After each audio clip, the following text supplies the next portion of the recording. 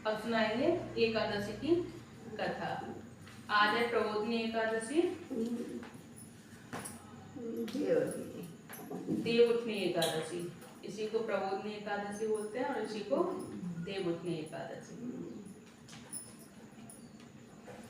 तो चलिए अब शुरू करते हैं हरि प्रबोधिनी एकादशी व्रत कथा। हरि प्रबोधिनी एकादशी व्रत कथा, देवउठनी एकादशी। दीपावली के पश्चात कार्तिक शुक्ल एकादशी को देवोत्थान या देवउत्थान होता है। इस दिन सारे घर को लीप पोत कर साफ करना चाहिए और आंगन में खड़िया मिट्टी और गेरू से रंगोली काटनी चाहिए और आंगन के बीचों बीच या फिर एक ओखली में गेरू से चित्र बनाकर पूरी पकवान, मिष्ठान, बेर, सिंगाड़े, ऋतुफल और गन्ना उस स्थान पर रखकर एक परात अथवा डलिया से ढक दिया जाता है तथा एक दीपक भी जला दिया जाता है और रात्रि में परिवार के सभी सदस्य देवताओं की भगवान विष्णु सहित पूजा और भजन कीर्तन करते हैं।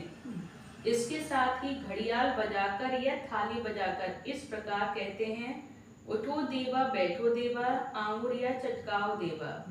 कुछ धार्मिक व्यक्ति देवोत्थान के दिन तुलसी और शालिग्राम के विवाह का आयोजन भी करते हैं और तुलसी के वृक्ष और शालिग्राम की यह शादी पूरे धूमधाम से उसी प्रकार की जाती है जिस प्रकार सामान्य कन्या का विवाह किया जाता है।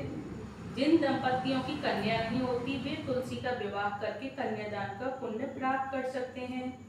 और शास्त्रों की आज्ञा है कि नारद जी ने जगत पिता ब्रह्मा जी से पूछा कि हे पितामह, कार्तिक के शुक्ल पक्ष की एकादशी को भगवान विष्णु 4 मास के शयन के पश्चात उठते हैं। इस एकादशी का क्या नाम है, व्रत विधान तथा महत्व कृपा कर मुझे बताइए। तो ब्रह्मा जी कहते हैं कि हे देवर्षि नारद, इस एकादशी का नाम है प्रबोधिनी एकादशी, जो सभी पापों को हरने और पुण्य एवं मुक्तिदायिनी इस प्रबोधिनी एकादशी की महिमा अनंत है। पृथ्वी पर गंगा की प्रभुता और समुद्रों तथा तीर्थों का प्रभाव तभी तक रहता है जब तक कार्तिक की विष्णु प्रबोधिनी एकादशी तिथि नहीं आती। मनुष्य को जो फल 1000 अश्वमेध और 100 राजसूय यज्ञों से मिलता है वही प्रबोधिनी एकादशी के प्रभाव से और व्रत को करने से मिल जाता है। नारद जी कहने लगे, एक समय भोजन करने, रात्रि को भोजन करने तथा पूरे उपवास करने से क्या क्या फल मिलता है वो मुझे बताइए। तो ब्रह्मा जी कहते हैं कि हे पुत्र नारद, एक बार भोजन करने से 1 जन्म और रात्रि को भोजन करने से 2 जन्मों तथा पूरे दिन उपवास करने से 7 जन्मों के पाप नष्ट हो जाते हैं। जो वस्तु ना मिल सके और दिखाई न दे सके वह भी हरि प्रबोधिनी एकादशी का व्रत करने से प्राप्त हो जाती है। सुमेरु और मंदराचल के समान भारी पाप तथा अनेकों पूर्व जन्मों में किए गए संपूर्ण पाप भी इसके व्रत से क्षण भर में नष्ट हो जाते हैं। विधि पूर्वक थोड़ा सा पुण्य कर्म भी बहुत फल देता है, परंतु विधि रहित चाहे अधिक किया जाए तो भी उसका फल कुछ नहीं मिलता। संध्या न करने वाले, नास्तिक, वेद निंदक, धर्म शास्त्रों को दूषित करने वाले, पाप कर्मों में रत, धोखा देने वाले, ये सब चांडाल के समान होते हैं। जो विधवा अथवा सधवा ब्राह्मणी का भोग करता है उसका कुल नष्ट हो जाता है और पर स्त्रीगामी की संतान नहीं होती और उसके पूर्व जन्म के संचित श्रेष्ठ कर्म भी नष्ट हो जाते हैं। जो गुरु और ब्राह्मणों से अहंकार युक्त बात करता है वह भी धन और संतान से हीन होता है और भ्रष्टाचार करने वाले, चांडाली से भोग करने वाले, दुष्ट और नीच पुरुष की सेवा या संगति से प्राप्त हुए समस्त पाप भी हरि प्रबोधिनी एकादशी के व्रत से नष्ट हो जाते हैं। तो हे नारद, जो मनुष्य अपने मन में हरि प्रबोधिनी एकादशी व्रत करने का संकल्प मात्र करते हैं उनके 100 जन्मों के पाप नष्ट हो जाते हैं और जो रात्रि जागरण करते हैं उनकी आने वाली 10,000 पीढ़ियां स्वर्ग में जाती हैं। वे नरक के दुखों से छूटकर प्रसन्नता के साथ विष्णु लोक को जाते हैं और ब्रह्म हत्या आदि जैसे पाप भी इस व्रत के प्रभाव से नष्ट हो जाते हैं। जो फल समस्त तीर्थों में स्नान करने से प्राप्त होता है, वही पुण्य इस एकादशी की रात्रि को जागरण करने से प्राप्त हो जाता है और उसी मनुष्य का जीवन सफल है जिसने इस एकादशी का व्रत किया है। तो ब्रह्मा जी कहने लगे, इस संसार में जितने भी तीर्थ हैं उन सबके स्नान दान आदि का फल इस व्रत से मिलता है। अतः और सब कर्मों को त्याग कर भगवान के प्रसन्नार्थ कार्तिक शुक्ल हरि प्रबोधनी एकादशी का व्रत सभी को करना ही चाहिए। वही ज्ञानी तपस्वी तथा जितेंद्रिय है और उसी को भोग तथा मोक्ष प्राप्त होता है। जो हरि प्रबोधनी एकादशी का व्रत करता है और जिसने एक बार भी इसका व्रत किया है वही मोक्ष का अधिकारी हो जाता है। मन कर्म वचन तीनों प्रकार के पाप इस रात्रि को केवल जागरण मात्र से नष्ट हो जाते हैं। हरि प्रबोधनी के दिन जो मनुष्य भगवान के प्रसन्नार्थ स्नान दान यज्ञ आदि करते हैं वे अच्छे पुण्य को प्राप्त होते हैं। इस एकादशी का व्रत करने मात्र से मनुष्य के बचपन यौवन और वृद्धावस्था में किए हुए संपूर्ण पाप नष्ट हो जाते हैं और इस रात्रि में जागरण करने का फल चंद्र ग्रहण अथवा सूर्य ग्रहण के समय पुष्कर में स्नान करने से 1000 गुना अधिक है। जो मनुष्य प्रबोधनी एकादशी का व्रत नहीं करते उनके सब पुण्य व्यर्थ हैं। अतः हे नारद, तुमको भी विधि पूर्वक यत्न के साथ इस व्रत को अवश्य करना चाहिए और कार्तिक के पूरे मास में धर्मपरायण होकर जो व्यक्ति अन्न नहीं खाते उन्हें चंद्रायण व्रत का फल मिलता है। हे देवर्षि नारद, अब मैं तुमसे एक अत्यंत गूढ़ रहस्य की बात कहता हूँ। कार्तिक मास में भगवान दान आदि से उतने प्रसन्न नहीं होते जितने श्रद्धा पूर्वक शास्त्रों की कथा सुनने से होते हैं। कार्तिक मास में जो भगवान विष्णु की कथा या एक या आधा श्लोक भी पढ़ते हैं या सुनते या सुनाते हैं उनको 100 गायों का दान का फल मिलता है। अतः अन्य सभी कर्म को छोड़कर कार्तिक मास में मेरे सन्मुख बैठकर मेरी कथा अवश्य सुननी या सुनानी या पढ़नी चाहिए। इस मास में शास्त्रों की कथा कहने सुनने से 10,000 यज्ञों का फल मिलता है और साथ ही सब पाप नष्ट हो जाते हैं। जो नियम पूर्वक हरि कथा सुनते हैं वे 1000 गोदान का फल पाते हैं। विष्णु के जागने के दिन जो भगवान की कथा सुनते हैं वे 7 दीपों समेत पृथ्वी के दान करने का फल पाते हैं। और जो मनुष्य भगवान की कथा सुनने के पश्चात वाचक को अपने सामर्थ्यानुसार दक्षिणा देते हैं उनको सनातन लोक मिलता है। ब्रह्मा जी के ये वचन सुनकर नारद जी कहने लगे कि हे भगवान, हरि प्रबोधनी एकादशी के व्रत की विधि तथा महात्मा विस्तार पूर्वक समझाकर कहिए।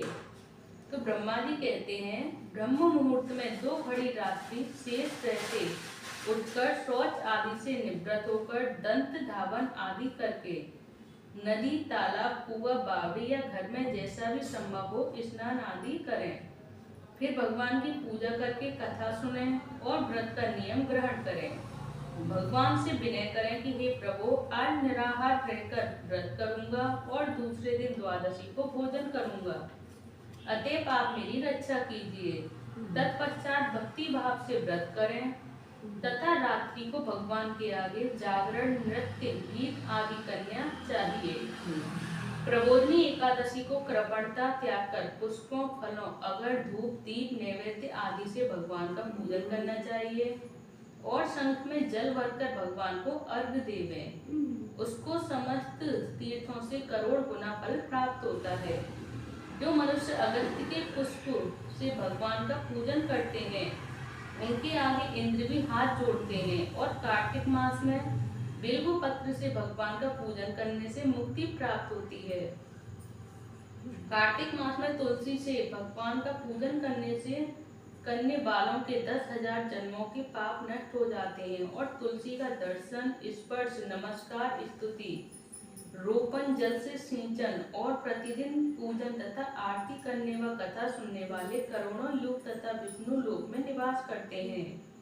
जो तुलसी का पौधा लगाते हैं उसके कुटुंब में उत्पन्न होने वाले प्रलय काल तथा विष्णु लोक में प्राप्त निवास करते हैं। तो हे मुनि, रोपी हुई तुलसी जितनी जड़ों का विस्तार करती है, उतने ही 1000 युग पर्यंत तुलसी रोपण करने वाले के सुकृत का विस्तार होता है। जिस मनुष्य की रोपण की हुई तुलसी की जितनी शाखा प्रशाखा बीज तथा फल पृथ्वी में बढ़ते हैं, उसके उतने ही कुल 2000 कल्प तथा विष्णु लोक में निवास करते हैं। हरि पूजा में पुष्पों के महत्व का वर्णन करते हुए ब्रह्मा जी ने कहा कि हे वत्स, जो कदम के पुष्पों से विष्णु का पूजन करते हैं, वे कभी यमराज के दर्शन नहीं करते, और गुलाब के पुष्पों से भगवान का पूजन करने वाले को मुक्ति प्राप्त होती है। जो बकुल और अशोक के फूलों से भगवान का पूजन करते हैं, वे सूर्य और चंद्रमा के रहने तक किसी प्रकार का शोक नहीं पाते। जो मनुष्य सफेद या लाल कनेर के फूलों से भगवान का पूजन करते हैं, उन पर भगवान अत्यंत प्रसन्न रहते हैं। वे करोड़ों गौओं के दान का फल पाते हैं। जो दूब के अंकुरों से भगवान की पूजा करते हैं, उन्हें 100 गुना फल प्राप्त होता है। जो मनुष्य केतकी पुष्प भगवान पर चढ़ाते हैं, उनके करोड़ों जन्म के पाप नष्ट हो जाते हैं, और पीले और लाल वर्ण के कमल पुष्पों से भगवान का पूजन करने वाले श्वेत द्वीप में निवास पाते हैं। और हरि प्रबोधनी एकादशी की पूरी रात्रि को जागरण, पूजन और कथा कीर्तन के पश्चात प्रातःकाल उठकर नदी पर जाएं और वहां स्नान, जप तथा नित्य कर्म करके घर पर आकर विधि विधान पूर्वक भगवान केशव का पूजन करें। द्वादशी को व्रत की समाप्ति पर विद्वान ब्राह्मणों को भोजन करावें और दक्षिणा देकर क्षमा याचना करें। इसके पश्चात भोजन, गौ और दक्षिणा देकर गुरु का पूजन करें। जो वस्तु व्रत में छोड़ने का नियम किया हो, वह ब्राह्मणों को पर्याप्त मात्रा में दें। हे नारद, रात्रि में भोजन करने वाला मनुष्य ब्राह्मणों को भोजन न करावे और स्वर्ण सहित बैल का दान दे। जो मनुष्य मांसाहारी नहीं है, वह गौ का दान करे। आंवले से स्नान करने वाले मनुष्य को दही और शहद का दान करना चाहिए। जो मनुष्य फलों को त्यागे, वह फलों का दान करे। जो तेल तथा घृत छोड़ने पर, दूध और अन्न छोड़ने पर चावल का दान दिया जाता है। जो भूमि शयन का व्रत लेते हैं, उनको सैया तथा तुलसी सब सामग्री सहित देनी चाहिए। पत्ते पर भोजन करने वाले को स्वर्ण का पत्ता घृत के सहित देना चाहिए, और मौन व्रत धारण करने वाले को ब्राह्मणी को मिठाई का भोजन कराना चाहिए। बाल रखने वाले को दर्पण, जूता छोड़ने वाले को एक जोड़ी जूता, लवट त्यागने वाले को शर्करा दान करनी चाहिए, और मंदिर में दीपक जलाने वाले को तथा नियम लेने वाले को व्रत की समाप्ति पर ताम्र अथवा स्वर्ण के पात्र में घृत और बत्ती रखकर विष्णु भक्त ब्राह्मण को दान देना चाहिए। और एकांत व्रत करने वाले को 8 कलश वस्त्र और स्वर्ण से अलंकृत करके दान करने चाहिए। यदि इतना संभव ना हो सके तो इसके अभाव में जितना अधिकाधिक हो जाए उतना अवश्य दान करें। ब्राह्मणों का आशीर्वचन सब व्रतों की सिद्धि देने वाला है, और अतः इन्हें सब प्रकार से संतुष्ट करके विदा करें। तत्पश्चात स्वयं ही भोजन करें, और जिन वस्तुओं का चातुर्मास में छोड़ा हो, उन वस्तुओं को ग्रहण करने लगें। हे नारद, जो बुद्धिमान इस प्रकार चातुर्मास का व्रत निर्विघ्न समाप्त करते हैं, उनका पुनः जन्म नहीं होता। यदि व्रत भ्रष्ट हो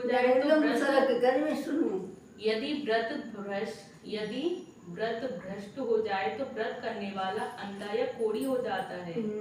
व्रत करने वाले की तो बात ही क्या, इस कथा को पढ़ने और सुनने मात्र से ही अनंत गोदान का फल प्राप्त होता है। जय श्री कृष्ण चैतन्य प्रभु नित्यानंद, श्री अद्वैत गदाधर शिव सदि गौर भक्त वृंद।